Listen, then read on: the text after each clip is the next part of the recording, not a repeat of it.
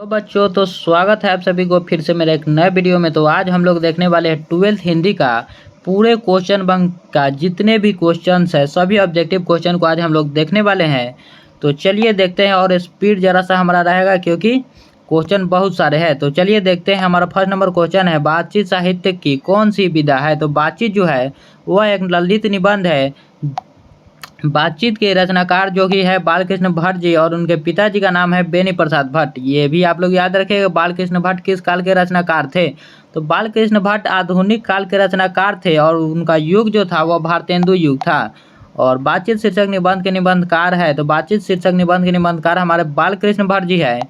और देखिए यहाँ पर 100 अजान एक सुजान नामक उपन्यास के रचनाकार कौन है। तो 100 अजान एक सुजान के रचनाकार है हमारे बालकृष्ण भट्ट जी। बालकृष्ण भट्ट जी का जन्म कब हुआ था। तो बालकृष्ण भट्ट जी का जन्म 23 जून 1844 ईस्वी में हुआ था। ये आप लोग याद रखिएगा, 23 जून 1844 ईस्वी को इलाहाबाद के उत्तर प्रदेश में हुआ था। और उनकी मृत्यु 20 जुलाई 1914 में हुआ था। 20 जुलाई 1914 को उनकी मृत्यु हुआ था। और यहाँ पर जो जन्म दिया गया है तो हमारा ऑप्शन नंबर सी यहाँ पर सही हो जाएगा, 23 जून 1844। बालकृष्ण भट्ट के पिताजी का नाम क्या था। तो बालकृष्ण भट्ट जी के पिताजी का नाम था बेनी प्रसाद भट्ट, याद रखिएगा आप लोग।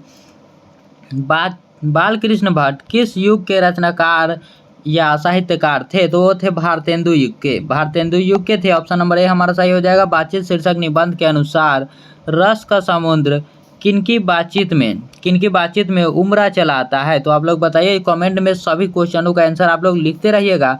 तो देखिए, बातचीत शीर्षक निबंध के अनुसार जो रस का समुद्र जो है, दो हम सहेलियों की बातचीत में रस का समुद्र मानो उमड़ा चला आता है। लेखक बालकृष्ण भट्ट के मन में अध्ययन की रुचि एवं लालसा किसने जगाई थी। तो बालकृष्ण भट्ट के मन में पढ़ने की जो रुचि थी उनकी माता यानी कि पार्वती देवी ने जगाई थी। उनके माता जी का नाम था पार्वती देवी, और उनकी माता जी ही ने उनमें अध्ययन की रुचि बढ़ाई थी। नौजवानों की निंदा किनकी बातचीत का मुख्य प्रकरण है। तो नौजवानों की निंदा हमेशा ही बुजुर्ग लोग ही करते आए हैं। अभी तक नौजवानों की लगभग बुजुर्ग लोग ही करते हैं। तो चलिए यहाँ पर देखिए कौन सा 11वां नंबर क्वेश्चन है। उसने कहा था किस लेखक की रचना है। तो उसने कहा था जो है वह चंद्रधर शर्मा गुलेरी जी की रचना है, चंद्रधर शर्मा गुलेरी जी की।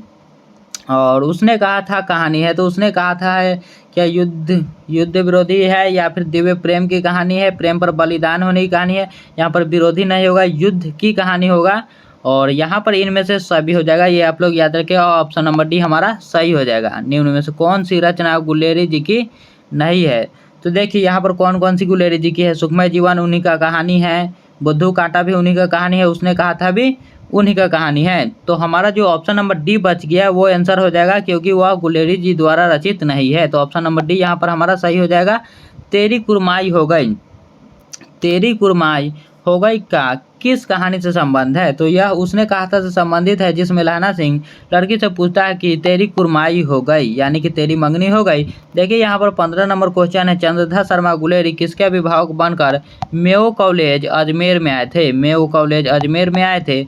तो वो जो चंद्रधर शर्मा गुलेरी थे वो खेतरी के नाबालिग राजा जयसिंह के अभिभावक बनकर मेयो कॉलेज अजमेर गए हुए थे। उसने कहा था शीर्षक कहानी में यह किसने कहा कि उद्यमी उठ सिगरी में कोले डाल। तो उद्यमी उठ सिगरी में कोले डाल सूबेदार हजारा सिंह ने बोला था। सूबेदार हजारा सिंह जो कि बोधा सिंह के पिता है और सूबेदारनी का पति। देखिए यहाँ पर हिंदी कहानी के विकास में मील का पत्थर कहानी मानी जाती है। तो मील का पत्थर हमारा उसने कहा था मानी जाती है, जो कि 1915 में प्रकाशित हुआ था। और उस पर फिल्म बनाने वाले हमारे बिमल राय जी थे। यहाँ पर देखिए वही का क्वेश्चन है हमारा। उसने कहा था कहानी के आधार पर किस फिल्मकार ने फिल्म बनाई थी। तो हमारे जो फिल्मकार थे वह थे Bimal Rai ji. Option number B हमारा यहाँ पर सही हो जाएगा। उसने कहा था कहानी में पोल्हू राम कौन था। तो उसने कहा था कहानी में पोल्हू राम जो था वह एक चौकीदार था। जो यहाँ पर कई क्वेश्चन बैंक में यहाँ पर इसका आंसर गलत दिया हुआ रहता है, आप लोग याद रखिएगा। ऑप्शन नंबर डी हमारा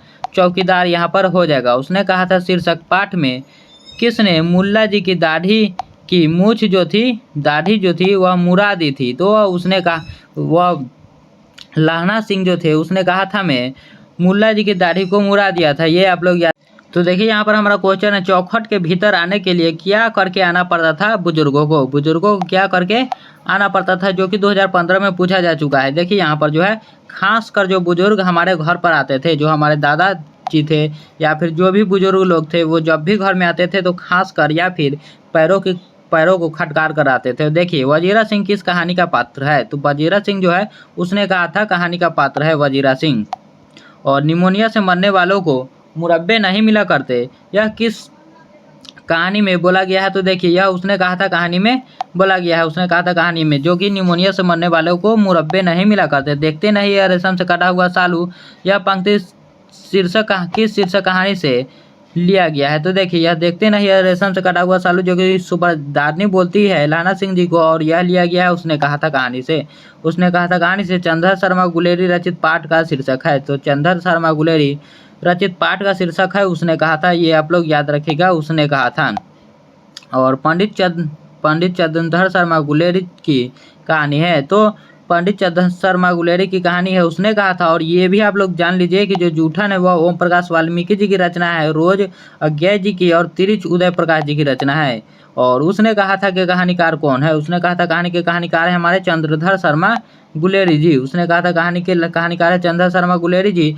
उसने कहा था किस वर्ष की रचना है, तो वह उसने कहा था जो है 1915 की रचना है, 1915 की। उसने कहा था किस प्रकार की कहानी है, तो यह एक कर्म प्रधान कहानी है। उसने कहा था एक कर्म प्रधान कहानी है। उसने कहा था कहानी का नायक कौन है, तो हमारे लहना सिंह जी, जो कि ऑप्शन नंबर ए में हमारा है।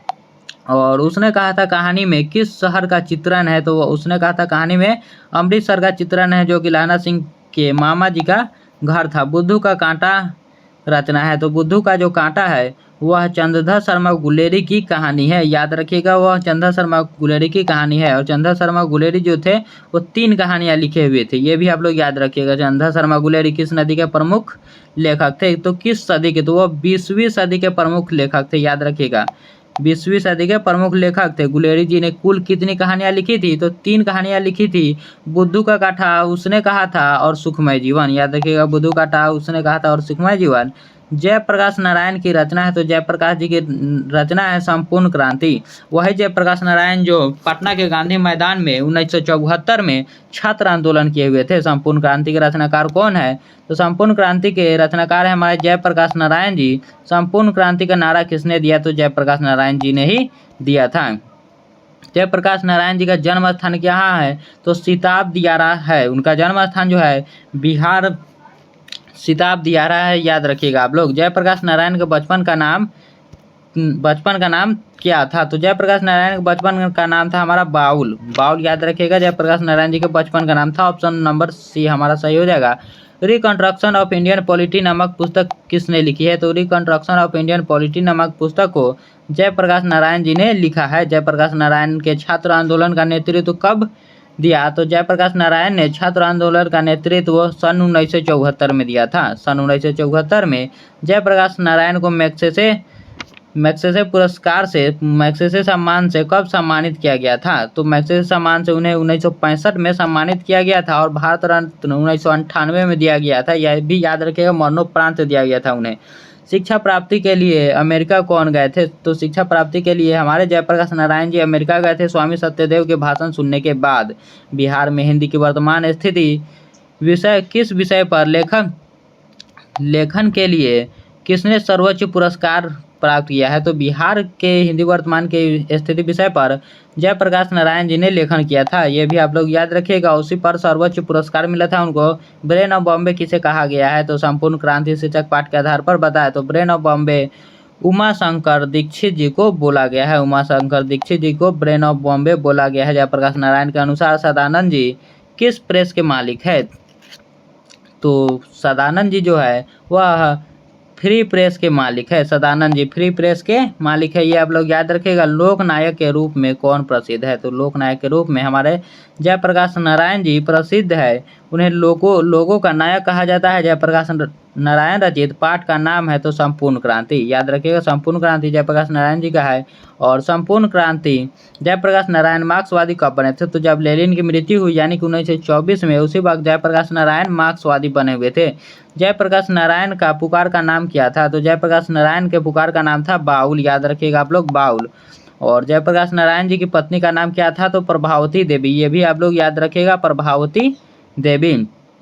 और अर्धनारीश्वर शीर्षक पाठ के लेखक कौन है? अर्धनारीश्वर शीर्षक पाठ के लेखक है हमारे रामधारी सिंह दिनकर जी। रामधारी सिंह दिनकर जी। रामधारी सिंह दिनकर की रचना क्या है? तो रामधारी सिंह दिनकर की जो रचना है वह है अर्धनारीश्वर। अर्धनारीश्वर की रचना किए हैं रामधारी सिंह दिनकर जी, जो कि हमारे राष्ट्र कवि है। और नारीश्वर में शिव और पार्वती का कल्पित रूप को दर्शाया गया है। और नारीश्वर किसकी रचना है? तो यह दिनकर जी की रचना है। दिनकर जी को निम्न में से कौन सा पुरस्कार दिया गया था? तो उन्हें दिया गया था पद्म भूषण। पद्म भूषण पुरस्कार दिया गया था। ये आप लोग याद रखिएगा। शंकर और पार्वती का कल्पित रूप है जो कि है अर्धनारीश्वर। शंकर और पार्वती का कल्पित रूप है जो कि है अर्धनारीश्वर। दिल का दौरा पड़ने पर दिनकर जी को किस अस्पताल में पहुंचाया गया? तो दिल का दौरा पड़ने पर दिनकर जी को बिलिंगडन नर्सिंग होम में पहुंचाया गया था, जहां पर जयप्रकाश नारायण, ईश्वर अय्यर और रामनाथ गोयनका जी भी मौजूद थे। नील कुसुम किसकी रचना है? तो नील कुसुम जो है वो रामधारी सिंह दिनकर जी की रचना है। रामधारी सिंह दिनकर की पहली कविता कब प्रकाशित हुई? तो 1925 ईस्वी में। याद रखिए, रामधारी सिंह दिनकर जी ने 1925 ईस्वी में पहली कविता को प्रकाशित किया था। रामधारी सिंह दिनकर का जन्म किस वर्ष हुआ था? तो रामधारी सिंह दिनकर जी का जन्म हुआ था 1908 को। याद रखिएगा, 1908 को हमारे राष्ट्र कवि रामधारी सिंह दिनकर जी का जन्म हुआ था। अपने जीवन के अंतिम दिनों में किस नारीत्व की भी साधना की थी? तो नारीत्व की साधना करने वाले थे हमारे Mahatma Gandhi ji. Option number D हमारा यहाँ पर सही हो जाएगा। महात्मा गांधी जी ने अपने जीवन के अंतिम समय पर नारीत्व की साधना की थी। और देखिए यहाँ पर अर्धनारीश्वर शीर्षक निबंध में शंकर और पार्वती का किस प्रकार का रूप वर्णित है? तो शंकर और पार्वती का कल्पित रूप वहाँ पर वर्णित किया गया है अर्धनारीश्वर में। और रामधारी सिंह दिनकर किस विश्वविद्यालय में उप कुलपति के पद पर रहे हैं? तो वो उप कुलपति के रूप में भागलपुर विश्वविद्यालय में रहे थे। उप कुलपति के रूप में भागलपुर विश्वविद्यालय में अर्धनारीश्वर कल्पित रूप है। तो अर्धनारीश्वर जो है शंकर और पार्वती का कल्पित रूप है। Option number B. Ramdhari Singh Dinkar की पहली कविता पुस्तक प्राणभंग जब प्रकाशित हुई तब वे कितने वर्ष के थे? जब रामधारी सिंह दिनकर की पहली कविता जब प्रकाशित हुई थी तो वो कितने वर्ष के थे? तो वह 21 वर्ष के थे उस वक्त। ऑप्शन नंबर बी हमारा यहाँ पर हो जाएगा, 21 वर्ष के थे। रोज शीर्षक कहानी के लेखक है? तो रोज शीर्षक कहानी के लेखक है हमारे अज्ञेय जी। सच्चिदानंद हीरानंद वात्स्यायन अज्ञेय जी रोज कहानी की नायिका है। तो रोज कहानी की नायिका जो है वह मालती है और उसके पति का नाम महेश्वर होता है और उसके बच्चे का नाम टीटी होता है। रोज कहानी के कहानीकार है अज्ञेय जी। अज्ञेय जी जिसमें अपने सखी यानी कि मालती के बारे में बात करते हैं। देखिए, मालती के पति का नाम क्या है? तो मालती के पति का नाम महेश्वर है, जो कि एक डॉक्टर है। याद रखिएगा, डॉक्टर है और वो गैंग्रीन बीमारी का इलाज करते हैं। अज्ञेय के पिता का नाम था, तो अज्ञेय के पिता का नाम था डॉक्टर हिरानंद शास्त्री और उसके माता का नाम था अज्ञेय के वियंती देवी। याद रखिएगा, निम्न में से किस कहानी में गैंग्रीन का उल्लेख है? तो गैंग्रीन का उल्लेख रोज कहानी में है। रोज कहानी में गैंग्रीन का उल्लेख है। सच्चिदानंद हीरानंद वात्स्यायन अज्ञेय की माता जी का क्या नाम था? तो माता जी का नाम था उनका वियंती देवी। यहाँ पर जयंती है लेकिन वहाँ पर हो जाएगा वियंती देवी। याद रखिएगा, उनके माता जी का नाम था वियंती देवी।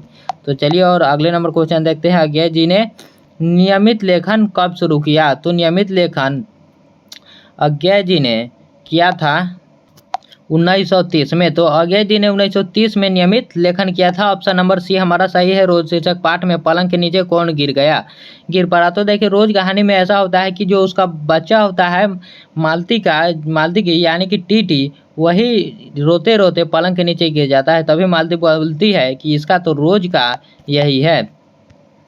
स्वाधीनता आंदोलन में उग्र और विद्रोही विचारधारा वाले एक क्रांतिकारी के रूप में किनकी भूमिका रही है? तो हमारे सच्चिदानंद जो अज्ञेय जी थे उनका क्रांतिकारी विचार के रूप में रहा है उनका। और बचपन में खेलने के लिए सच्चिदानंद हीरानंद वात्स्यायन अज्ञेय ने कौन सा नाटक लिखा था? तो इंद्र सभा को अज्ञेय जी ने लिखा था बचपन में खेलने के लिए। मालती किस कहानी का पात्रा है? किस कहानी की? तो हो जाएगा रोज कहानी, यानी कि ऑप्शन नंबर बी हमारा सही हो जाएगा। रोज शीर्षक कहानी में मालती किस लिए बर्तन गर्म पानी से धो रही थी? तो वह दही जमाने के लिए। याद रखिएगा, दही जमाने के लिए मालती गर्म पानी से धो रहे थे बर्तनों को। मालती के बच्चे का नाम क्या है? तो मालती के बच्चे का नाम है टीटी। मालती के बच्चे का नाम है टीटी। एक लेख और एक पत्र के लेखक कौन है? या तो देखिए यहाँ पर एक लेख और एक पत्र के लेखक हमारे भगत सिंह हो जाएंगे। और 82 नंबर जो क्वेश्चन है, एक लेख और एक पत्र में भगत सिंह ने किसको पत्र लिखा है? तो भगत सिंह ने सुखदेव को पत्र लिखा है और उसमें बोलते हैं कि सुखदेव, पहले तो तुम ही बोलते थे कि आत्महत्या एक कायरता का निशानी है, लेकिन आज तुम ही बोल रहे हो आत्महत्या करने के लिए, तो हम लोग ऐसा नहीं करने वाले हैं। और उसमें ये भी बोलते हैं कि जब देश के भाग्य का निर्माण हो रहा हो तो अपने भाग्य को पूर्णतः भुला देना चाहिए। और देखिए 83 नंबर क्वेश्चन क्या है, भगत सिंह के पिता का नाम क्या था? तो भगत सिंह के पिताजी का नाम था सरदार किशन सिंह, जो कि ऑप्शन नंबर बी में है, याद रखिएगा। सरदार किशन सिंह उनके पिताजी का नाम था और विद्यावती उनके माताजी का नाम था, याद रखिएगा आप लोग। भगत सिंह का जन्म कब हुआ था? तो भगत सिंह का जन्म 28 सितंबर 1907 ईस्वी को हुआ था। 28 सितंबर 1907 ईस्वी को उनका जन्म हुआ था और इनकी जो शहादत हुई थी वह था 23 मार्च 1931 को। 23 मार्च 1931 को उनकी जो शहादत है वो हुआ था, और 23 मार्च 1931 को, याद रखेगा आप लोग। और चलिए यहाँ पर और अगला क्वेश्चन देखते हैं। जब देश के भाग्य का निर्णय हो रहा हो तो व्यक्तियों के भाग्य को पूर्णतः भुला देना चाहिए, या किस पाठ से लिया गया? ये जो उक्ति है वो किस पाठ से लिया गया है? तो ये एक लेख और एक पत्र से लिया गया है, जिसमें भगत सिंह जी ऐसा बोलते हैं। भगत सिंह की रचना निम्न में से कौन है? तो भगत सिंह की रचना है एक लेख और एक पत्र। विपत्तियां व्यक्ति को पूर्ण बनाने वाली होती है, यह कथन किसका है? तो ये भी भगत सिंह जी बोलते हैं कि विपत्तियां तो आती ही है हमें पूर्ण बनाने के लिए। भगत सिंह के अनुसार प्रिंट क्रोप्टकिन किस विषय के विद्वान थे? तो वो अर्थशास्त्र के विद्वान थे, याद रखें, अर्थशास्त्र के विद्वान थे। भगत सिंह को फांसी किस वर्ष दी गई थी? तो भगत सिंह को जो फांसी है 23 मार्च 1931 को दिया गया था, याद रखिएगा, 23 मार्च 1931 को। और डेट था 24 मार्च को, लेकिन अंग्रेजों ने ऐसा इसलिए किया ताकि अगर उन्हें 24 तारीख को फांसी दी गई होती तो वहाँ पर कोई भी उन्हें फांसी देने नहीं देता, बल्कि और बहुत ही विरोध होता उनका, इसीलिए ऐसा किया था। भगत सिंह अपनी जेब में किसकी चित्र रखते थे? तो भगत सिंह जी जो थे अपने जेब में वो अपने यहाँ पर जो है सरदार सिंह सराभा, या जरा सा थोड़ा सा गलती ऑप्शन दे दिया गया है। देखिए यहाँ पर जो होगा करतार सिंह सराभा, याद रखिएगा, करतार सिंह सराभा यहाँ पर हो जाएगा, करतार सिंह सराभा। और भगत सिंह करतार सिंह सराभा जी की ही चित्र को अपने जेब में रखा करते थे। एक लेख और एक पत्र शीर्षक पाठ साहित्य की कौन सी विधा है? तो एक लेख और एक पत्र जो है यह एक निबंध है, या फिर आप इसे ऐतिहासिक पत्र भी बोल सकते हैं। यहाँ पर ऐतिहासिक पत्र अगर ऑप्शन में है तो ये बहुत अच्छा है, ऐतिहासिक पत्र ही यहाँ पर सही होगा। ऑप्शन नंबर डी जो है हमारा एकदम सही है। ओ सदा नीरा शीर्षक पाठ के लेखक कौन है? तो ओ सदा नीरा शीर्षक पाठ के लेखक है हमारे जगदीश चंद्र माथुर जी। जगदीश चंद्र माथुर जी। इनमें से कौन सी रचना जगदीश चंद्र माथुर की है? इनमें से कौन सी रचना जगदीश चंद्र माथुर की है? तो ओ सदा नीरा। ओ सदा नीरा। बहुजन संप्रेषण के माध्यम पुस्तक किसने लिखी? तो वो भी जगदीश चंद्र माथुर जी ही ने लिखा है। उनकी जो प्रमुख रचना है उसमें से एक है बहुजन संप्रेषण।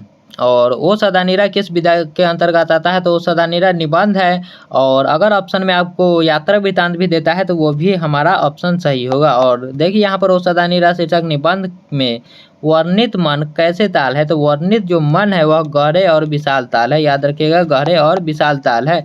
ओ सदा नीरा शीर्षक पाठ के अनुसार सन 1962 की बाढ़ का दृश्य जिन्होंने देखा उन्हें रामचरितमानस में किसके क्रोध रूपी बाढ़ की याद आ गई? तो केकई के क्रोध रूपी बाढ़ की याद आ गई थी 1962 के बाद बाढ़ गए दृश्य को देखकर। वो सदा नीरा पाठ के अनुसार गांधी जी ने आश्रम विद्यालय कहाँ कहाँ स्थापित किया था? तो उन्होंने 3 जगह स्थापित किया था आश्रम विद्यालय, बरहरवा, मधुबन, भितिहरवा, याद रखिएगा, बरहरवा, मधुबन, भितिहरवा में। और देखिए सन 1917 में भितिहरवा में किसकी तूती बोलती थी? तो 1917 में जो था वह एमन साहब की वहाँ पर तूती बोलती थी।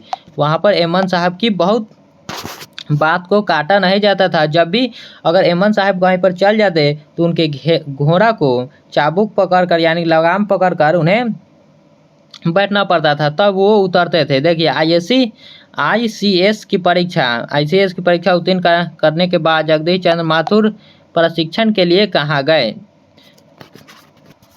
तो यहाँ पर जो थे अमेरिका चले गए थे। ICS की परीक्षा उत्तीर्ण करने के बाद जगदीश चंद्र माथुर जी ने प्रशिक्षण के लिए अमेरिका चले गए थे, याद रखिएगा। और देखिए आपस में धांगर किस भाषा में बात करते थे, तो आपस में धांगर मिश्रित ओराव भाषा में बात करते थे। और देखिए धांगरों को बेसिकली जो बोला जाए तो वह उन्हें नील की खेती करने के लिए लाया गया था छोटा नागपुर पठार से, नील की खेती करने के लिए। और उसी वक्त तिनकठिया प्रणाली चल रहा था। तिनकठिया प्रथा देखिए ओ सदा नीरा शीर्षक निबंध किस पुस्तक से उद्धृत है, तो ओ सदा नीरा जो है बोलते छंद से लिया गया है, बोलते छंद से उद्धृत है। निम्नलिखित में से किसे कालिदास अवार्ड से सम्मानित किया गया है, तो कालिदास अवार्ड से सम्मानित जगदीश चंद्र माथुर जी को किया गया है। ये आप लोग याद रखें। गोरखपुर जिले में गंडक नदी को क्या कहा जाता है, तो गोरखपुर जिले में गंडक नदी को नारायणी नदी कहा जाता है, याद रखिएगा नारायणी नदी। गंडक नदी की चर्चा किस शीर्षक पाठ में है, तो गंडक नदी की चर्चा जो है वो सदा नीरा में किया गया है। और धांगरों को 18वीं शताब्दी के अंत में किस कार्य के लिए लाया गया था, तो मैंने अभी बताया है कि नील की खेती के लिए छोटा नागपुर पठार से उन्हें लाया गया था। और तिनकठिया प्रथा का संबंध किससे है, तो तिनकठिया प्रथा का संबंध जो है वह नील से है, याद रखिएगा नील की खेती से है तिनकठिया प्रथा का संबंध। चंपारण आंदोलन में गांधी जी के सलाहकार कौन थे, तो वहाँ पर थे हरबंस शाह, याद रखिएगा। जो हरबंस शाह थे वही थे गांधी जी के। फौजी वहाँ लड़ने के लिए है, वे भाग नहीं सकते, जो फौज छोड़कर भागता है उसे गोली मार दी जाती है। जो उपयुक्त जो उदाहरण है किस पाठ से लिया गया है, तो यह जो लिया गया है सिपाही की माँ से, याद रखिएगा कि वही जब लड़कियां जब दो सिख लड़कियां जो वहाँ से आती है तब वह कहती है कि फौजी वहाँ लड़ने के लिए है, वे भाग नहीं सकते। जब बिस्नी उससे पूछती है सिपाही की माँ के रचनाकार कौन है, तो सिपाही की माँ के रचनाकार है हमारे मोहन राकेश जी, याद रखिएगा मोहन राकेश जी सिपाही की माँ के रचनाकार है। रंगून कहाँ है, तो रंगून है बर्मा में। ऑप्शन नंबर बी हमारा रंगून है बर्मा में, याद रखिएगा। मोहन राकेश रचित नाटक संग्रह है, तो मोहन राकेश द्वारा नाटक संग्रह जो है आषाढ़ का एक दिन, आषाढ़ का एक दिन। सिपाही की माँ के रचयिता कौन है, तो सिपाही की माँ के रचयिता है हमारे मोहन राकेश जी। मोहन राकेश के बचपन का नाम क्या है, तो मदन मोहन गुगलानी। मुगलानी यहाँ पर नहीं होगा, गुगलानी होगा, याद रखिए गुगलानी, मदन मोहन गुगलानी। मोहन राकेश किस आंदोलन के प्रमुख हस्ताक्षर थे, तो वह थे नई कहानी आंदोलन के, नई कहानी आंदोलन के। ऑप्शन नंबर ए सिपाही की माँ शीर्षक पाठ में हड्डियों का चलता फिरता ढांचा कौन है, तो हड्डियों का चलता फिरता ढांचा हमारे दीनू कुम्हार थे, याद रखिएगा दीनू कुम्हार। जो बताते हैं कि देखो मुन्नी की माँ चिल्लाते चिल्लाते आते हैं कि देखो क्या गजब हो गया कि 2 लड़कियां आई हुई है। यहाँ पर देखिए जयशंकर प्रसाद का महाकाव्य है, तो जयशंकर प्रसाद का महाकाव्य है कामायनी, याद रखिएगा कामायनी। और आगे इसका भी चर्चा है, चलिए आगे हम लोग देखेंगे। तुमुल कोलाहल कलह में जो है जयशंकर प्रसाद के बारे में बताया गया है। नाटक के क्षेत्र में जयशंकर प्रसाद के बाद सबसे बड़ी प्रतिभा कौन माने जाते हैं, तो नाटक के क्षेत्र में जयशंकर प्रसाद के बाद मोहन राकेश को माना जाता है।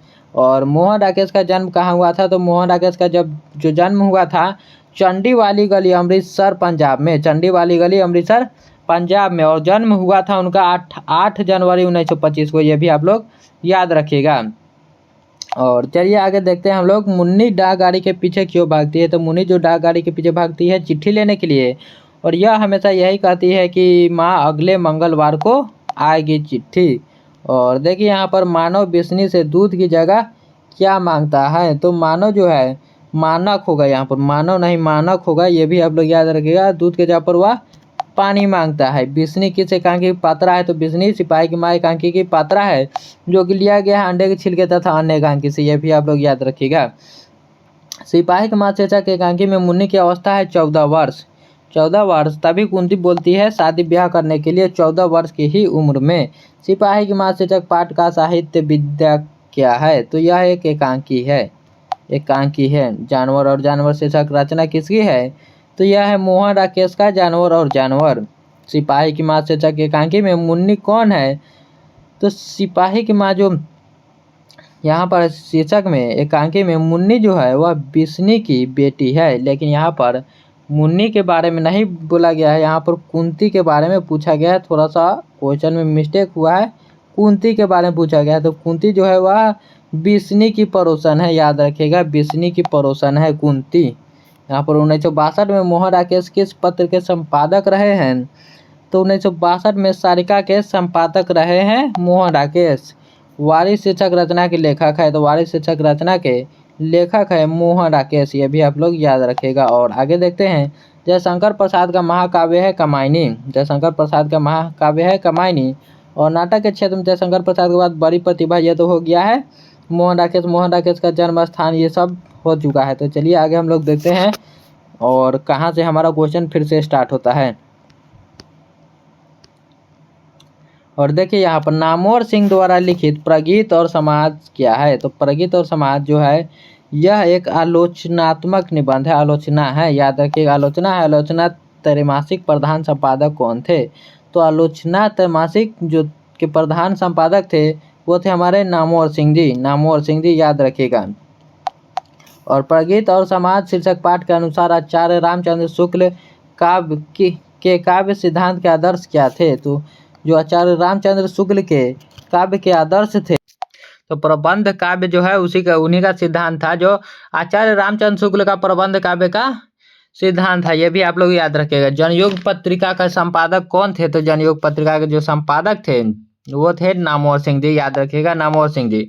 और देखिए यहाँ पर 20वीं सदी में प्रगीतात्मक का दूसरा उन्मेष कैसे हुआ? तो यहाँ पर हो जाएगा हमारा रोमांटिक उत्थान के साथ, रोमांटिक उत्थान के साथ, ऑप्शन नंबर बी। अपने लेखन में मोपासा ने कैसे समाज की चाल चरित्र की विपर्द किया है? तो यह प्रतिपूर्ति से क्वेश्चन है, यहाँ पर आ चुका है। तो चलिए बी नंबर हो जाएगा हमारा बुजुर्वा वर्ग। बुजुर्वा वर्ग के बारे में बताया है। प्रगीत और समाज शीर्षक पाठ हिंदी साहित्य की कौन सी विधा है? तो यह एक निबंध है, प्रगीत और समाज एक निबंध है। ओम प्रकाश वाल्मीकि की रचना है, तो ओम प्रकाश वाल्मीकि की रचना है जूठन, ये आप लोग याद रखिएगा, जूठन ओम प्रकाश वाल्मीकि की रचना है। जूठन शीर्षक रचना हिंदी साहित्य की कौन सी विद्या है? तो यह एक आत्मकथा है। यह बहुत बार पूछा जा चुका क्वेश्चन, यहाँ पर छूट गया है, लेकिन जितने भी आपको क्वेश्चन यहाँ पर दिख रहे हैं सब क्वेश्चन बैंक से ही है, सब क्वेश्चन बैंक के क्वेश्चन है। जूठन क्या है? तो जूठन एक आत्मकथा है, ये आप लोग याद रखिएगा, जूठन एक आत्मकथा है। जूठन शीर्षक आत्मकथा में स्कूल के हेड मास्टर का क्या नाम है? तो स्कूल में जो हेड मास्टर होते हैं, जो ओम प्रकाश वाल्मीकि से लेखक से वो झाड़ू लगवाते हैं पूरे स्कूल में, और चूहे जाति का होने के कारण उन्हें पढ़ने नहीं देते हैं, वो जो मास्टर था उनका नाम था कलीराम, याद रखिएगा कलीराम उस मास्टर का नाम था। दलित साहित्य का सौंदर्य शास्त्र नामक आलोचना पुस्तक किसने लिखी है? तो दलित साहित्य का सौंदर्य शास्त्र ओम प्रकाश वाल्मीकि जी ने लिखा है। लेखक को स्कूल में झाड़ू लगाते हुए किसने देखा? तो लेखक को स्कूल में झाड़ू लगाते देखे पिताजी ने उनके, और पिताजी लेखक को प्यार से मुंशी जी बुलाते थे, ये भी आप लोग याद रखेगा। ओम प्रकाश वाल्मीकि का जन्म कहाँ हुआ था? तो ओम प्रकाश वाल्मीकि का जन्म हुआ था बरला मुजफ्फरनगर में, बरला मुजफ्फरनगर में। सदियों का संताप शीर्षक की ऋषि किसकी है? तो सदियों का जो संताप है यह ओम प्रकाश वाल्मीकि जी की रचना है। ओम प्रकाश वाल्मीकि को डॉक्टर अंबेडकर पुरस्कार कब प्राप्त हुआ? तो डॉक्टर वाल्मीकि को अंबेडकर पुरस्कार 1993 को प्राप्त हुआ। डॉक्टर अंबेडकर पुरस्कार ओम प्रकाश वाल्मीकि को 1993 में प्राप्त हुआ था। ओम प्रकाश वाल्मीकि और सुखदेव सिंह त्यागी शीर्षक पाठ के किस पाठ के पात्र है? तो वह जूठन के पात्र है, सुखदेव सिंह त्यागी।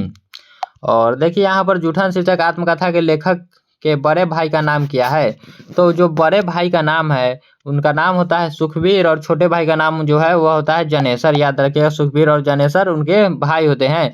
जूठन शीर्षक पाठ में एक पशु को खाल कितने रुपए में बिकी थी? तो जूठन शीर्षक जो पाठ है उसमें जो पशु का खाल है वह बिका हुआ था 20 से 25 रुपए में, याद रखिएगा। जूठन शीर्षक जो पशु का जो खाल बिका हुआ था 20 से 25 रुपए में वहां पर बिकता था। अब और नहीं कविता संग्रहण किसके द्वारा रचित है? तो ये भी ओम प्रकाश वाल्मीकि जी की ही रचना है। ओम प्रकाश वाल्मीकि को परिवेश सम्मान किस वर्ष प्राप्त हुआ था? तो परिवेश सम्मान उन्हें 1995 ईस्वी में प्राप्त हुआ।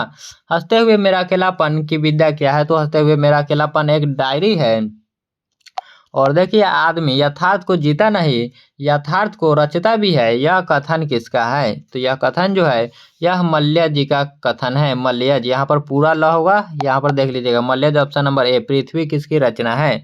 तो पृथ्वी जो है वो मल्य जी की रचना है, याद रखिएगा। जो पृथ्वी जो है वह मल्य जी की रचना है। और आगे चलिए हम लोग क्वेश्चन को और भी देखते हैं। और चलिए अगला नंबर क्वेश्चन है, मल्यज की रचना नहीं है, तो जो इसमें से मल्यज की कौन सी रचना नहीं है, तो इनमें से कोई नहीं हो जाएगा। यहाँ पर ऑप्शन नंबर डी हमारा यहाँ पर सही हो जाएगा। जगपरधूल शीर्षक कविता किसकी रचना है, तो जगपरधूल जो है वह मल्यज जी की रचना है, याद रखिएगा मल्यज जी की ही रचना है। निम्नलिखित में कौन रचना मल्यज की है, तो निम्नलिखित में कौन सी जो रचना है वह मल्यज की है, तो हमारा हो जाएगा संवाद और एकालाप। और चलिए अब हम लोग आ चुके हैं 30 चैप्टर में, तो 30 चैप्टर को भी अच्छे से हम लोग समाप्त कर लेते हैं। 30 शीर्षक कहानी के कहानीकार है, तो 30 शीर्षक कहानी के कहानीकार है हमारे उदय प्रकाश जी। उदय प्रकाश का जन्म कब हुआ था, तो उदय प्रकाश जी का जन्म हुआ था 1952 में, याद रखिएगा उदय प्रकाश जी का जन्म हुआ था 1952 में। 30 शीर्षक पाठ में लेखक के पिताजी कितने साल के थे, तो वो उस वक्त 55 साल के थे, याद रखिएगा 55 साल के। और 30 शीर्षक तिरिच तिरिच किस प्रकार की रचना है, तो तिरिच एक आधुनिक त्रासदी रचना है, आधुनिक त्रासदी। और यहाँ पर देखिए 30 शीर्षक पाठ में धतूरे के बीजों को पीसकर किसके साथ उबालकर काढ़ा तैयार किया जाता है, तो किसके साथ उबालकर काढ़ा तैयार किया जाता है, आप लोग कमेंट में बताइए कि किसके साथ उबालकर काढ़ा तैयार किया जाता है।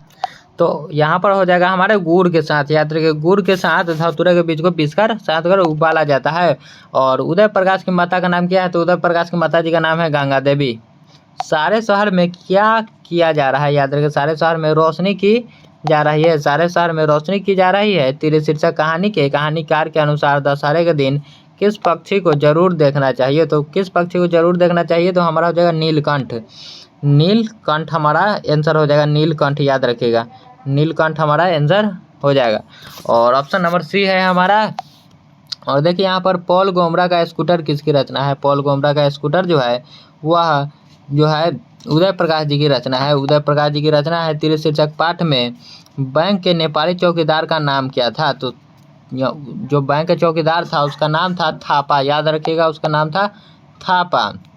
शिक्षा शीर्षक निबंध के निबंधकार कौन है, तो शिक्षा शीर्षक निबंध के निबंधकार है हमारे जे कृष्णमूर्ति जी, या जिनका पूरा नाम था जिद्दू कृष्णमूर्ति।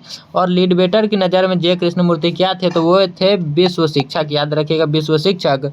जे कृष्णमूर्ति का पूरा नाम क्या था, तो जे कृष्णमूर्ति का पूरा नाम था जिद्दू कृष्णमूर्ति।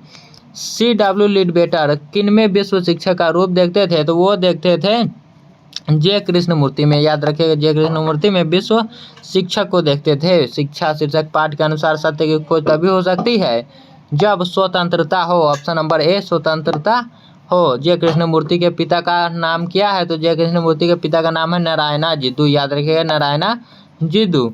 साम्यवादी किससे लड़ रहे हैं, तो साम्यवादी जो है वह पूंजीवादियों से लड़ रहे हैं, याद रखिए पूंजीवादियों से लड़ रहे हैं। जय कृष्णमूर्ति की रचना निम्न में से कौन है, तो जय कृष्णमूर्ति की रचना है शिक्षा, याद रखिएगा शिक्षा। जय कृष्णमूर्ति का जन्म स्थान है, तो उनका जन्म स्थान है मदनपल्ली चित्तूर, याद रखिएगा मदनपल्ली चित्तूर। और जहाँ भय है वहाँ मेधा नहीं हो सकती, किस पठित पाठ की उक्ति है, तो जहाँ भय है वहाँ मेधा नहीं हो सकती, किस पाठ की उक्ति है, तो हमारा शिक्षा हो जाएगा, याद रखिएगा शिक्षा हमारा यहाँ पर आंसर सही हो जाएगा।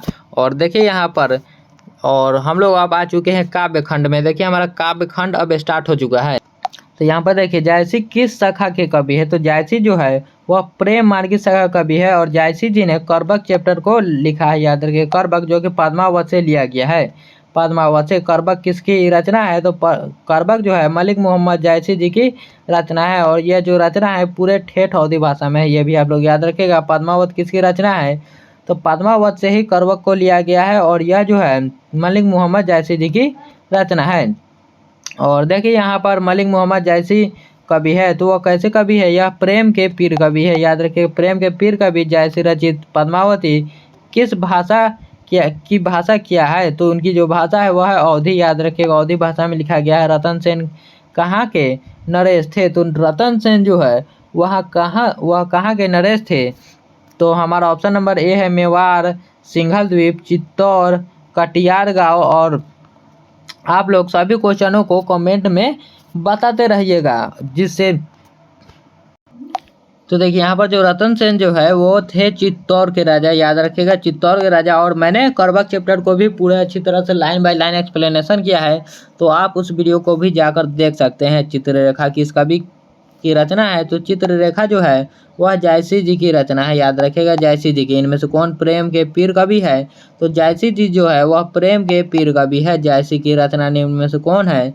तो जैसी की रचना है करबक, याद रखिएगा। और छप्पय को लिखने वाले हमारे नाभा दास, कवित्व को लिखने वाले भूषण, और उषा को शमशेर बहादुर सिंह। किसने प्रायः लंबी कविताएं ही लिखी है? तो जायसी जी ने प्रायः लंबी कविताएं लिखी है, याद रखिएगा। और उन्होंने अपने आप को दर्पण के समान भी बताया है।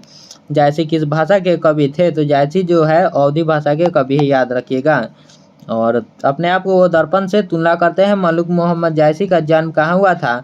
उनका जन्म हुआ था जैस कब्र अमेठी में, याद रखिएगा। सूरदास किस भाषा के कवि है? तो सूरदास जो है वह ब्रज भाषा के कवि है, याद रखिए। ब्रज भाषा के सूरसागर के कवि कौन है? तो सूरसागर कवि है हमारे सूरदास जी। सूरदास के दीक्षा गुरु कौन है? तो सूरदास के जो दीक्षा गुरु है वह स्वामी जो है वल्लभाचार्य जी है, याद रखिएगा। सूरदास के दीक्षा गुरु जो है वह वल्लभाचार्य जी है। हिंदी साहित्य का सूर्य किसे कहा जाता है? तो हिंदी साहित्य का सूर्य सूरदास जी को कहा जाता है, ये भी आप लोग याद रखिएगा। जागिए ब्रजराज कुंवर कवल कुसुम फूले, यह पंक्ति किस शीर्षक कविता से लिया गया है? तो यह लिया गया है हमारे सूरदास से, लिया गया है सूरदास के पद से। और निम्नलिखित में से कौन कवि सगुण भक्ति धारा के है? तो सगुण भक्ति धारा के जो है हमारे सूरदास जी है, ये भी आप लोग याद रखिएगा सगुण भक्ति धारा के। और कन्या का क्या अर्थ होता है? तो कन्या का अर्थ होता है गोद, कन्या का अर्थ होता है गोद। तुलसी किस काल के कवि है? तो देखिए तुलसी और मलिक मोहम्मद जायसी जी और सूरदास जी और नाभादास जी चारों के चारों भक्ति काल के कवि, याद रखिएगा। चारों के चारों भक्ति काल के कवि है। तुलसी के दीक्षा गुरु कौन है? तुलसीदास के जो दीक्षा गुरु है वो कौन है? तो आप लोग कमेंट में बताइए, क्या अग्रदास है, क्या नरहरिदास है, या फिर सूरदास है, या फिर महादास है? तो आप लोग कमेंट में सभी क्वेश्चनों को अच्छी तरह से लिखते चलिए और बताते चलिए कि कौन है, और सभी क्वेश्चनों को आप लोग अच्छे तरह से लिखते चलिएगा। तो हमारे यहाँ पर जो आंसर हो जाएगा ऑप्शन नंबर बी, यानी कि नरहरिदास हो जाएगा। और चलिए आगे हम लोग क्वेश्चन देखते हैं। तुलसीदास का मूल नाम क्या है? तो तुलसीदास का मूल नाम जो है राम बोला है। तुलसीदास का मूल नाम हमारा राम बोला है। तुलसीदास की पत्नी का क्या नाम है? तो तुलसीदास की पत्नी का नाम था रत्नावली, रत्नावली, याद रखिएगा। और बरवे रामायण किसकी रचना है? तो बरवे रामायण जो है वह तुलसीदास जी की रचना है। गोस्वामी तुलसीदास हिंदी के कैसे महाकवि है? तो वह थे जातीय महाकवि, याद रखेगा जातीय महाकवि थे तुलसीदास जी। और गीतावली किसकी रचना है? गीतावली जो रचना है यह तुलसीदास जी की है, याद रखिएगा। गीतावली जो है यह तुलसीदास जी की ही रचना है। हमारा ऑप्शन नंबर डी यहाँ पर सही हो जाएगा। तुलसीदास के पिता का क्या नाम था? तो तुलसीदास के पिताजी का नाम था आत्माराम दुबे, याद रखिएगा आत्माराम दुबे। उनके माताजी का नाम था तुलसी, और चुनिया ने पाला था। यहाँ पर देखिए हिंदी का समन्वयवादी कवि किसे माना जाता है? तो हिंदी का समन्वयवादी कवि जो है उसे तुलसीदास को माना जाता है। समन्वयवादी हिंदी का समन्वयवादी कवि किसे माना जाता है? तो यहाँ पर भी जो है यहाँ पर हो जाएगा राम बोला, यानी कि तुलसीदास को ही। राम बोला तुलसीदास जी का ही नाम था, ये भी आप लोग याद रखिएगा। तुलसीदास का सर्वश्रेष्ठ महाकाव्य है? तो तुलसीदास का जो सर्वश्रेष्ठ महाकाव्य है वह रामचरितमानस। रामचरितमानस नाम लय भरे उदर एक प्रभु दासी दास कहा, यह पंक्ति जो है कहाँ से लिया गया है? तो यह भी तुलसीदास के पद से ही लिया गया है। किस कवि का मूल नाम राम बोला था? तो मूल नाम जो तुलसीदास का था उन्हीं का नाम था राम बोला। तुलसी का अस्थायी निवास कहाँ था? तो तुलसी का अस्थायी निवास जो है, तुलसी जी का अस्थायी निवास जो है वह था काशी में, याद रखिएगा अस्थायी निवास उनका काशी में है। और चलिए अगला नंबर क्वेश्चन अब हम लोग देखते हैं यहाँ पर कौन कौन से है। तुलसीदास की माता का नाम क्या है? तो तुलसीदास के माता जी का नाम था हुलसी, याद रखिएगा हुलसी। और चुनिया ने उसे पाला था। तुलसीदास क्या पहनते थे? तो तुलसीदास जो जी है वो क्या पहनते थे? आप लोग कमेंट में बताइए। यहाँ पर ऑप्शन नंबर बी जो है हमारा यहाँ पर सही हो जाएगा। कॉपिन वह पहनते थे तुलसीदास जी। और देखिए आपकी पाठ्य पुस्तक में नाभादास की कविता किन दो कवियों के बारे में है? जो नाभादास जी की जो कविता है उसमें किसके किसके बारे में बताया गया है? तो उसके बारे में कबीरदास और सूरदास के बारे में बताया गया है। सूरदास और कबीरदास के बारे में उसमें बताया गया है, जो कि नाभादास जी ने लिखा है। देखिए छप्पय क्या है, तो छप्पय, छप्पय को किसने लिखा है? नाभादास जी ने। याद रखिएगा, छप्पय को लिखने वाले हमारे नाभादास जी। तो देखिए यहाँ पर जो क्वेश्चन है, नाभादास के दीक्षा गुरु कौन है? तो नाभादास के दीक्षा गुरु है स्वामी अग्रदास। और नाभादास कवि थे, तो जो नाभादास जी थे वो कैसे कवि थे? तो वो थे सगुनोपासक। याद रखिएगा, सगुनोपासक कवि थे। भक्तमाल किसकी रचना है? तो भक्तमाल जो है नाभादास जी की ही रचना है। और यह जो छप्पय है भक्तमाल से ही लिया गया है। नाभादास का काव्य रचना क्षेत्र है, तो नाभादास जी का जो काव्य रचना क्षेत्र है यह आपको क्या हरिद्वार है, काशी है, वृंदावन है या फिर मथुरा है? आप लोग जल्दी जल्दी से कमेंट में आप लोग बताइए कि क्या है। तो हमारा यहाँ पर ऑप्शन नंबर हो जाएगा सी, यानी कि वृंदावन। वृंदावन जो है यहाँ पर काव्य रचना क्षेत्र है नाभादास जी का। नाभादास किसके समकालीन थे? तो नाभादास जो थे तो वह तुलसीदास के समकालीन थे। और छप्पय क्या है? तो छप्पय एक छंद है, छप्पय छंद होता है। और यहाँ पर देखिए कवि नाभादास का अस्थायी निवास कहाँ था? तो अस्थायी निवास भी उनका वृंदावन ही था। ये भी आप लोग याद रखिएगा। नाभादास का जन्म किस वर्ष हुआ था? तो नाभादास जी का जो जन्म था वह 1570 ईस्वी में अनुमानता है कि उनका जन्म हुआ था 1570 ईस्वी में। और यहाँ पर देखिए भक्तमाल शीर्षक रचना में कितने छप्पय है? तो भक्तमाल में जो है 316 छप्पय। ये भी आप लोग याद रखिएगा। गालिब है, तो गालिब क्या है? यह जो है त्रिलोचन की जो रचना है, गालिब एक त्रिलोचन की रचना है, ये आप लोग याद रखिएगा। और चलिए आगे हम लोग चलते हैं। भूषण को भूषण की उपाधि किसने दी? तो राजा रुद्र शाह ने भूषण को भूषण की उपाधि दी थी। और भूषण किस काल के कवि माने जाते हैं? तो भूषण जो है वह रीत काल के कवि है, रीति काल के कवि है। और शिवाजी के पुत्र का नाम क्या था? तो शिवाजी के पुत्र का नाम था साहू जी। और इसमें शिवाजी और छत्रसाल के बारे में बताया गया है। छत्रसाल के प्रलयंकारी तलवार और शिवाजी की वीरता का बखान किया गया है इसमें। और भूषण की कविता में कौन रस पाया जाता है? भूषण की कविता में वीर रस पाया जाता है, ये आप लोग याद रखिएगा। तेजतम अंश पर कान्हा जिमी कंस पर यो मलेच्छ वंश पर शेर शिवराज है। यहाँ पर देखिए शेर शिवराज है। यह पंक्ति किस शीर्षक कविता की है? तो यह जो पंक्ति है यह कवित से लिया गया है। कवित होगा, कविता नहीं, यहाँ पर कवित हो जाएगा, कवित, यानी कि ऑप्शन नंबर ए यहाँ पर सही हो जाएगा। और शिवा बावनी, देखिए यहाँ पर शिवा बावनी के कितने मुक्तकों में छत्रपति शिवाजी के वीरता का बखान किया गया है? तो शिवा बावनी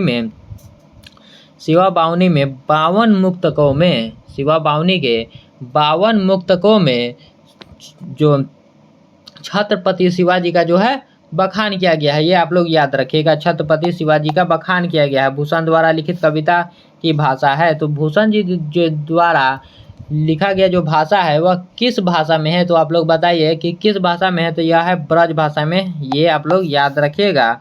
और भूषण की कविता निम्न में से कौन है? तो भूषण की जो कविता है वह है कवित, याद रखिएगा, कवित।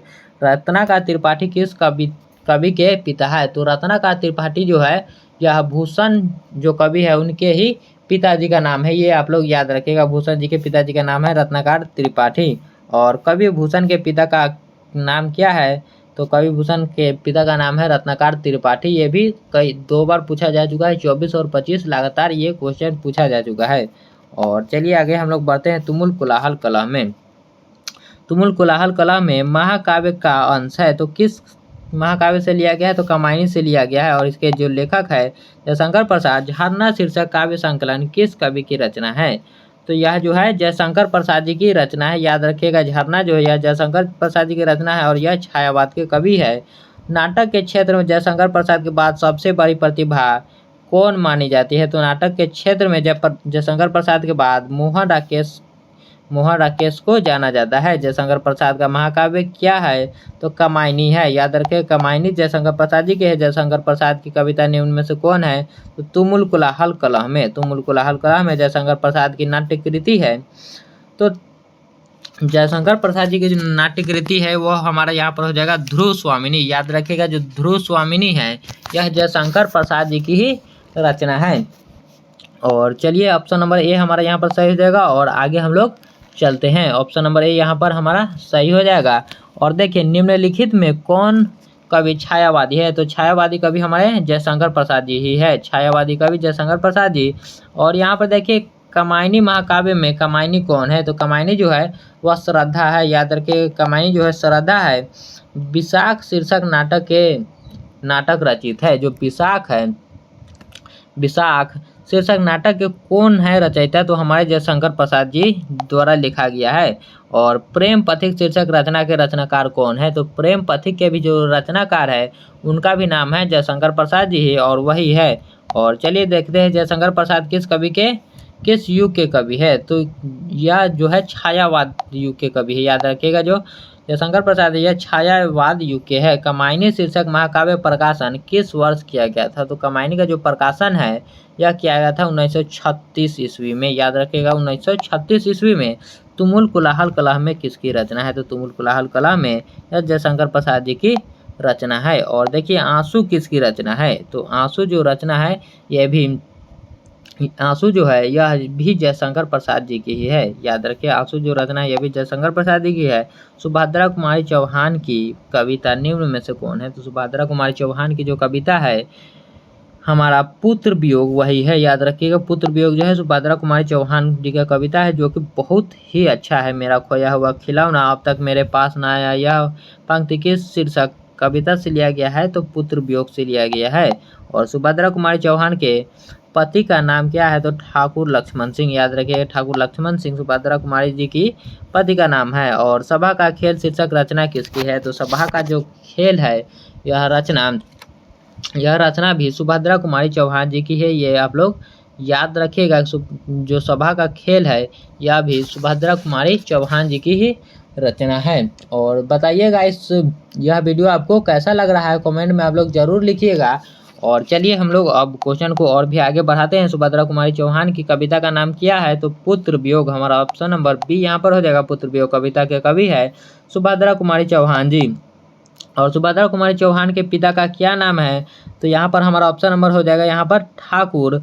यहाँ पर देखिए, ये है रामनाथ सिंह, ठाकुर हरिनाथ सिंह, राजनाथ सिंह, या फिर जगमोहन सिंह। तो आप लोग ये सभी चीज़ों को कमेंट में आप लोग लिखते चलिए, ताकि हमें और भी आगे पढ़ाने के लिए हौसला मिले।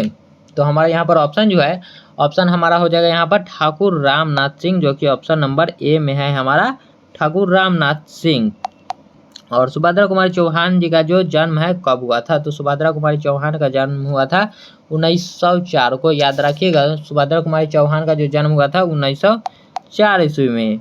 वर्ग 9 तक पढ़ाई के बाद शिक्षा अधूरी छोड़कर कौन कवित्री असहयोग आंदोलन में कूद पड़ी थी? तो बताइए कौन जो कवित्री है वह असहयोग आंदोलन में कूद पड़ी थी अपने शिक्षा को अधूरा छोड़कर? तो वह थी सुभद्रा कुमारी चौहान जी, सुभद्रा कुमारी चौहान जी। और आगे भी हम लोग क्वेश्चन देखते हैं। सुभद्रा कुमारी चौहान का जो निधन हुआ था वो कैसे हुआ था? तो कार दुर्घटना में उनका जो निधन हुआ था। कार दुर्घटना में सुभद्रा कुमारी चौहान का जन्म स्थान है।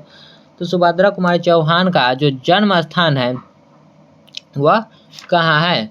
तो सुभद्रा कुमारी चौहान का जो जन्म स्थान है इलाहाबाद है। ये आप लोग याद रखिएगा, इलाहाबाद। उषा शीर्षक कविता के कवि है, उषा शीर्षक कविता के जो कवि है शमशेर बहादुर सिंह जी, जो कि हमारा ऑप्शन नंबर सी है। यहाँ पर देखिए ऑप्शन नंबर सी। और दूसरा सप्ताह का प्रकाशन वर्ष है, दूसरा सप्ताह का प्रकाशन वर्ष कब है? तो यहाँ पर हो जाएगा 1951। दूसरा सप्ताह का 1951 में प्रकाशन हुआ था। नील जल में या किसी की गौर देह झिलमिल देह जैसी हिल रही हो, या पंक्ति की शीर्षक कविता से लिया गया है? तो यह लिया गया है उषा कविता से लिया गया है, जिसमें प्रकृति का वर्णन किया गया है और सूर्योदय से पहले का जो लालिमा होता है उसके बारे में बताया गया है। शमशेर बहादुर सिंह ने सोवियत रूस की यात्रा कब की थी? तो जो शमशेर बहादुर सिंह जी जो है वह सोवियत रूस की यात्रा जो है वह 1978 में किए थे। याद रखिएगा, 1978 में उन्होंने किया था। 1978 ईस्वी, यानी कि ऑप्शन नंबर बी। कवियों के कवि निम्नलिखित में से कौन कहे जाते हैं? तो यह शमशेर बहादुर सिंह को कवियों के कवि कहा जाता है। प्राकृतिक वर्णन से संबंधित कविता है तो यह उषा है, प्राकृतिक वर्णन से कविता। सुकून की तलाश किसकी रचना है? तो जो सुकून की तलाश है यह शमशेर बहादुर सिंह जी की ही रचना है। और राख से लिपा हुआ चौका, यह पंक्ति किस शीर्षक कविता की है? तो राख से लिपा हुआ चौका यह भी लिया गया है, यह जो है उषा का ही है, उषा से ही लिया गया है। और मुक्तिबोध का जन्म स्थल है, मुक्तिबोध का जो जन्म स्थल है वह क्या मध्य प्रदेश है, दिल्ली है, छत्तीसगढ़ है या फिर पंजाब है? आप लोग कमेंट में बताइए कि क्या है। तो हमारा ऑप्शन नंबर यहाँ पर हो जाएगा ए, यानी कि मध्य प्रदेश है, मध्य प्रदेश। जन जन का चेहरा एक शीर्षक कविता के कवि है गजानन माधव मुक्तिबोध, गजानन माधव मुक्तिबोध। और मुक्तिबोध का जन्म स्थल कहाँ है? तो मुक्तिबोध का जो जन्म स्थल है वह है हमारा श्योपुर। याद रखिएगा, मुक्तिबोध का जन्म स्थल जो है यह है श्योपुर। और किन्होंने प्रायः लंबी कविताएं ही लिखी? तो किन्होंने जो है प्रायः लंबी कविताएं लिखी है। और यह जो क्वेश्चन है यह पीछे भी आ चुका है। तो हम लोग देखते हैं यहाँ पर जो है गजानन माधव मुक्तिबोध जो है वह प्रायः लंबी कविताओं को ही शुरू से ही लिख रहे हैं। गजानन माधव मुक्तिबोध अपने रचनात्मक जीवन में किन दो प्रधान वैश्विक विचारधाराओं के संसर्ग में आए? तो किन विचारधारा के संसर्ग में वे आए हुए थे? तो आप लोग बताइए कि किस में आए हुए थे? तो हमारा ऑप्शन हो जाएगा ए यहाँ पर अस्तित्ववाद एवं मार्क्सवाद, अस्तित्ववाद एवं मार्क्सवाद में। और नील नदी अमेजन मिसौरी में वेदना से गाती हुई बहती हुई जिंदगी की धारा एक, यह पंक्ति की शीर्षक कविता से लिया गया है। तो यह भी जन जन का चेहरा एक से लिया गया है। दानव दुरात्मा एक, मानव की आत्मा एक, यह भी पंक्ति जन जन का चेहरा एक से लिया गया है। मुक्तिबोध का पूरा नाम गजानन माधव मुक्तिबोध है। और देखिए यहाँ पर कमायनी एक पुनर्विचार शीर्षक किसकी रचना है? तो कमायनी एक पुनर्विचार जो है यह मुक्तिबोध जी की ही रचना है। और जो सीधा कमायनी है वह है जयशंकर प्रसाद जी की। गजानन माधव मुक्तिबोध का जन्म किस वर्ष हुआ था? तो गजानन माधव मुक्ति जी का जो जन्म है वह 1917 ईस्वी में हुआ था। हमारा ऑप्शन नंबर ए 1917 में। रघुवीर सहाय की कविता निम्न में से कौन है? तो रघुवीर सहाय जी की जो कविता है वह अधिनायक है, याद रखिएगा। और कौमुदी नामक कविता केंद्र की स्थापना किसने की? तो कौमुदी नामक जो केंद्र की स्थापना है उसे भी रघुवीर सहाय जी ने ही किया था, याद रखिएगा, रघुवीर सहाय जी ने ही किया था। और चलिए हम लोग आगे और भी क्वेश्चनों को देखते चलते हैं। और देखिए यहाँ पर जो अधिनायक शीर्षक कविता में हरचंदा कौन है? हरचंदा जो है यह गरीब लड़का है जिसे जो फटा सुथाना पहने हुए है। देखिए, वे और नहीं होंगे जो मारे जाएंगे शीर्षक निबंध किसकी रचना है? तो यह जो रचना है यह है हमारे रघुवीर सहाय जी की। ये भी आप लोग याद रखिएगा, रघुवीर सहाय जी की है। अधिनायक कविता के कवि है, तो अधिनायक कविता के कवि है रघुवीर सहाय। रघुवीर सहाय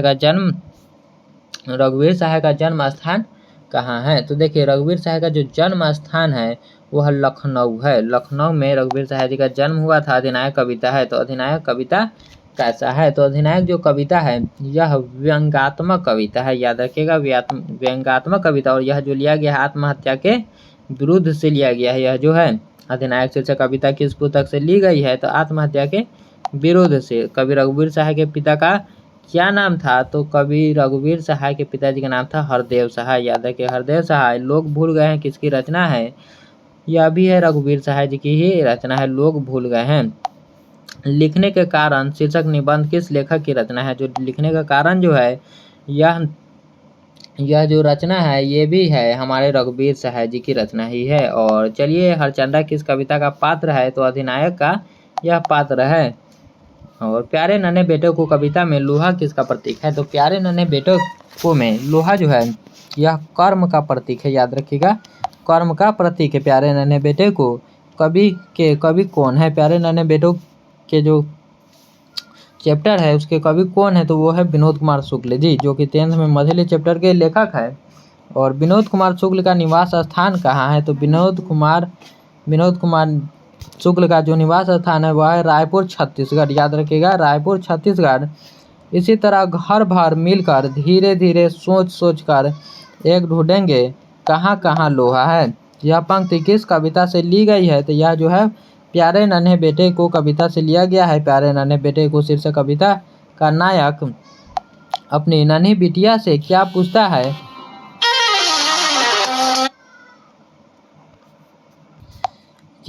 तो बताओ आसपास में कहाँ लोहा है, जो कि ऑप्शन नंबर डी में है। हमारा ऑप्शन नंबर डी सही हो जाएगा। प्यारे नन्हे बेटे को शीर्षक कविता का नायक कहाँ का रहने वाला है? जो यह है भिलाई छत्तीसगढ़ के रहने वाला है, याद रखिएगा, भिलाई छत्तीसगढ़ के। विनोद कुमार शुक्ल की किस रचना पर मणिकौल ने फिल्म बनाई है? तो मणिकौल ने किस पर फिल्म बनाई है, आप लोग कमेंट में बताइए। तो यहाँ पर जो है ऑप्शन नंबर अतिरिक्त नहीं सब कुछ होना बचा रहेगा, महाविद्यालय या फिर नौकर की कमीज। तो हमारा जो ऑप्शन है यहाँ पर, तो नौकर की कमीज जो है हमारा ऑप्शन नंबर डी, यही हमारा सही हो जाएगा। इसी पर मणिकौल ने फिल्म बनाया था। निम्नलिखित में कौन कवि इंदिरा गांधी कृषि विश्वविद्यालय में एसोसिएट प्रोफेसर रहे? तो देखिए, एसोसिएट जो प्रोफेसर रहे थे उनका नाम है यही विनोद कुमार शुक्ल जी। और हार जीत, अब हम लोग आ चुके हैं हार जीत कविता में। हार जीत कविता किस कविता संग्रह से लिया गया है? तो यह जो लिया गया है कहीं नहीं वहीं से हार जीत लिया गया है। अजय शीर्षक कविता में मशक वाला क्या कर रहा है? तो मशक वाला जो है वह सड़क सींच रहा था। और अशोक वाजपेयी का मूल निवास स्थान कहाँ है? तो अशोक वाजपेयी का जो मूल निवास है वह है सागर मध्य प्रदेश। उनका जो मूल निवास है वह है सागर मध्य प्रदेश, याद रखिएगा आप लोग। और चलिए यहाँ पर ऑप्शन नंबर ए हो जाएगा और हम लोग आगे बढ़ते हैं। अशोक वाजपेयी जी ने कहाँ रहकर स्वतंत्र लेखन किया? तो अशोक वाजपेयी जी ने जो है कहाँ रहकर स्वतंत्र लेखन किया? तो हमारा ऑप्शन नंबर जो बी है, यानी कि दिल्ली में रहकर उन्होंने स्वतंत्र लेखन किया था। हार जीत शीर्षक किस प्रकार की रचना है? तो हार जीत जो है यह एक गद्य कविता है, याद रखिए। गद्य कविता किसकी विजय हुई? सेना की कि नागरिकों की? यह पंक्ति जो है यह कहाँ से ली गई है? तो यह जो है हार जीत पाठ से लिया गया, हार जीत कविता से। हार जीत किस प्रकार की रचना है? तो यह एक गद्य कविता है, गद्य कविता है। और अशोक वाजपेयी जी का जन्म कब हुआ था? आप लोग बताइए कि अशोक वाजपेयी जी का जो है जन्म कब हुआ था? तो 1941 ईस्वी में उनका जो जन्म हुआ था, 1941 ईस्वी में। और चलिए, और कहाँ हुआ था आप लोग ये भी कमेंट में बताइएगा। इबारत से गिरी हुई मात्राएं शीर्षक कविता समूह किसकी रचना है? तो ये भी है हमारे अशोक वाजपेयी जी की, जो 10th के होंगे उन्होंने पढ़ा होगा। और महात्मा गांधी अंतर्राष्ट्रीय हिंदी विश्वविद्यालय के प्रथम कुलपति निम्न में से कौन रहे? महात्मा गांधी अंतर्राष्ट्रीय विश्वविद्यालय के जो कुलपति रहे थे वो थे अशोक वाजपेयी जी ही, अशोक वाजपेयी जी। और देखिए यहाँ पर जो है 305 नंबर क्वेश्चन, समय के पास समय शीर्षक रचना किसकी है? तो ये भी जो है अशोक वाजपेयी जी की ही रचना है। और चलिए हम लोग फिर आगे बढ़ते हैं। हार जीत के रचनाकार कौन है? तो हार जीत के रचनाकार है हमारा अशोक वाजपेयी जी। गांव का घर कविता के रचयिता है, तो गांव के घर कविता के रचयिता है ज्ञानेंद्र पति जी। पंचायती राज में क्या खो गया है? तो पंचायती राज में है जो पंच परमेश्वर खो गए हैं। ज्ञानेंद्र पति किस प्रशासनिक पद पर थे? तो वह थे कारा अधीक्षक के पद पर, याद रखिएगा, वह जो थे कारा अधीक्षक के पद पर।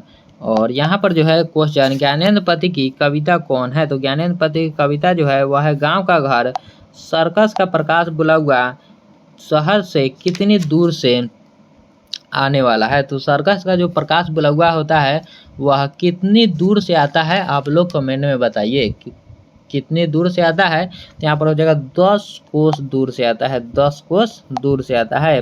पहला सम्मान ज्ञानेंद्र पति कब दिया गया था? पहला जो सम्मान है ज्ञानेंद्र पति को कब दिया गया था? तो हमारा यहाँ पर ऑप्शन नंबर जो है सी हो जाएगा, 2009 में पहला सम्मान दिया गया था। कवि ने कहा शीर्षक रचना किसकी है? तो यह जो है ज्ञानेंद्र पति जी की रचना है। गांव का घर शीर्षक कविता किस कविता संग्रह से लिया गया है? तो संशय आत्मा से लिया गया है। ज्ञानेंद्र पति का जन्म स्थल कहाँ है? तो ज्ञानेंद्र पति का जो जन्म स्थल है यह हमारा हो जाएगा गोड्डा झारखंड। यहाँ पर जो है हमारा हो जाएगा गोड्डा झारखंड, गोड्डा झारखंड। यहाँ पर ऑप्शन नंबर ए हमारा हो जाएगा। पंचायती राज में जैसे खो गए पंच परमेश्वर, यह पंक्ति की शीर्षक कविता से ली गई है? तो यह जो लिया गया है गांव के घर कविता से। और चिंतामणि किस काल के कवि थे? चिंतामणि जो थे वह किस काल के कवि थे? तो हमारा यहाँ पर हो जाएगा यह रीति काल के कवि थे। चिंतामणि जो थे रीति काल के कवि थे। और देखिए यहाँ पर 1871 से 1890 के बीच गाइडी मोपासा ने कितनी पुस्तकें को लिखी थे? तो गाइडी मोपासा जी ने यहाँ पर 100 पुस्तकों को लिखा था। यहाँ पर 1970 से कितनी कहानियाँ और कितनी पुस्तकें, यहाँ पर 100 या फिर 200 होगा, ये आप लोग देख लीजिएगा, थोड़ा सा इसमें कन्फ्यूजन है तो आप लोग देख लीजिएगा। और किन चौराहे पर लोगों की भीड़ लगी हुई थी। तो किन चौराहे पर लोगों की भीड़ लगी हुई थी? आप लोग कमेंट में बताइए कि किन चौराहों पर लोगों की भीड़ लगी थी। तो हमारा ऑप्शन नंबर है नीदरलैंड, ऑस्ट्रिया, या फिर गार्डविले, या फिर कॉप्सन। तो यहाँ पर जो हमारा ऑप्शन है यहाँ पर हो जाएगा गोदरबिल। जो गॉड्स विले लिखा हुआ है यहाँ पर जो ऑप्शन हो जाएगा हमारा गोदरबिल, याद रखिएगा। ऑप्शन नंबर सी में है गोदरबिल। और रस्सी का टुकड़ा शीर्षक कहानी में कलर क्या करता है? तो रस्सी का जो टुकड़ा जो कहानी है इसमें जो कलर है क्या करता है? तो ये हमारा हो जाएगा घोड़ों की काठी बनाने का। घोड़ों को काठी बनाने का काम करता है। अंतोन चेखव की कहानी है। तो अंतोन चेखव जो है, अंतोन चेखव की कहानी है वह है क्लर्क की मौत। क्लर्क की मौत, क्लर्क की मौत शीर्षक कहानी प्रमुख पात्र का क्या नाम है? तो इवान दमित्री चेखव। यहाँ पर द हो जाएगा दमित्री चेखव। क्लर्क की मौत शीर्षक पाठ में जनरल अंतिम प्रार्थी से बात करके कहाँ जाने के लिए मुड़ा? तो कहाँ जाने के लिए वह मुड़ा? तो हमारा ऑप्शन नंबर यहाँ पर सी हो जाएगा, निजी कमरे की ओर जाने के लिए मुड़ा। निजी कमरे की ओर जाने के लिए मुड़ा। कलर की मौत के लेखक है, तो कलर की मौत के लेखक है हमारे, कलर की मौत के लेखक है अंतोन चेखव जी। याद रखिए कलर की मौत के लेखक है अंतोन चेखव जी। और चेखव किससे माफ़ी मांगने गया था? तो चेखव जो था वह किससे माफ़ी मांगने के लिए गया था? तो हो जाएगा प्रिजावेल से। वहाँ पर जो था ब्रिजावोल से उसने माफ़ी मांगने गया था। और देखिए यहाँ पर दमित्री चेखव क्या देख रहा था? कलर की मौत शीर्षक पाठ के आधार पर उत्तर दे। तो वह जो था जो चेखव था वह वहाँ पर देख रहा था खेल को वहाँ पर जो खेल होता है मेलाओं में वो उसे ही देख रहा था। पेशगी, देखिए पेशगी क्या है? तो पेशगी जो है प्रतिपूर्ति है। याद रखिएगा पेशगी जो है वह प्रतिपूर्ति है। और हमारा जो पेशगी शीर्षक पाठ के लेखक है तो हेनरी लोपेज। याद रखिएगा हेनरी लोपेज है पेशगी के लेखक। फ्रैंका की आया कौन थी? तो फ्रैंका की जो आया थी वह कार्मेन थी। याद रखिएगा। और पेशगी शीर्षक कहानी में कार्मेन को काम के कितने फ्रैंका मिलते थे? तो यहाँ पर ऑप्शन छूट गया है। तो चलिए मैं फिर भी आपको बता दे रहा हूँ 5000 प्रति माह। याद रखिएगा 5000 प्रति माह, 5000 उनको मिलता था प्रति माह। तो चलिए इस वीडियो को अब हम लोग समाप्त करते हैं और आप लोग बताइएगा कि यह वीडियो आपको कैसा लगा। और चलिए आप लोग कमेंट में बताइएगा ज़रूर। तो चलिए फिर मिलेंगे आपसे हम लोग।